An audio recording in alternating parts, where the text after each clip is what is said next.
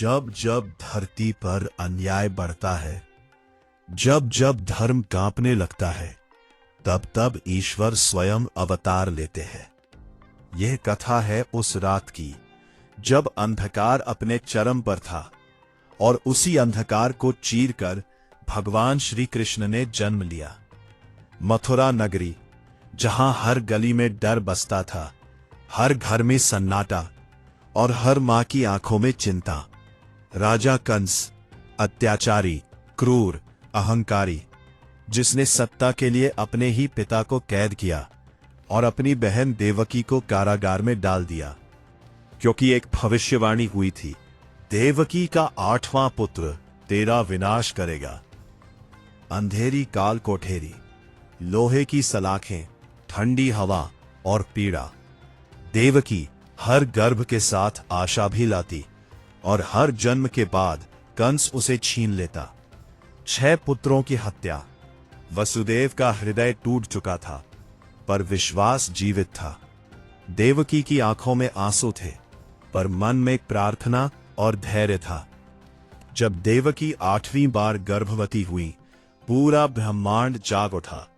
आकाश में दिव्य प्रकाश फैल गया, देवताओं में हलचल हुई। ऋषि मुनि ध्यान में मग्न। नारद मुनि ने कहा, अब समय आ गया है, नारायण स्वयं धरती पर अवतरित होने वाले हैं।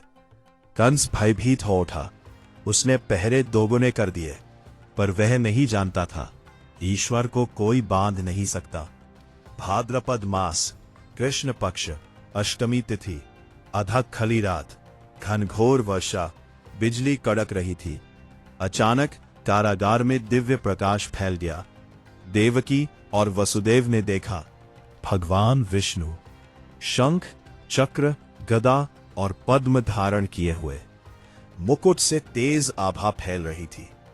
भगवान बोले, हे देवकी, हे वसुदेव, भय मत करो, मैं तुम्हारा पुत्र बनकर धर्म की रक्षा के लिए जन्म ले रहा हूं।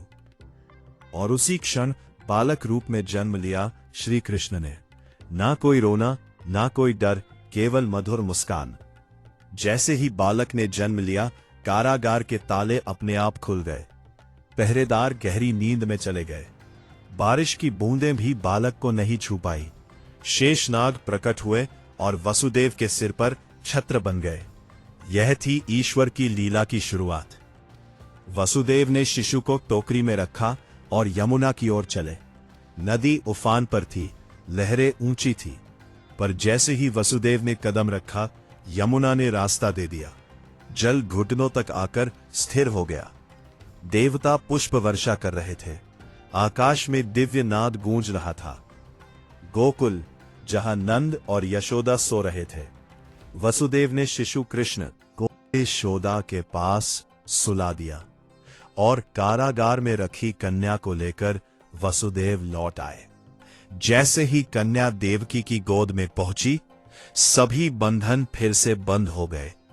कंस आया, उसने कन्या को उठाया, पर जैसे ही उसे जमीन पर पटका, वह कन्या आकाश में उड़ गई। आकाशवाणी हुई, हे कंस, तेरा काल जन्म ले चुका है, वह गोकुल में सुरक्षित है। कंस कांप उठा, पर बहुत देर हो चुकी थी।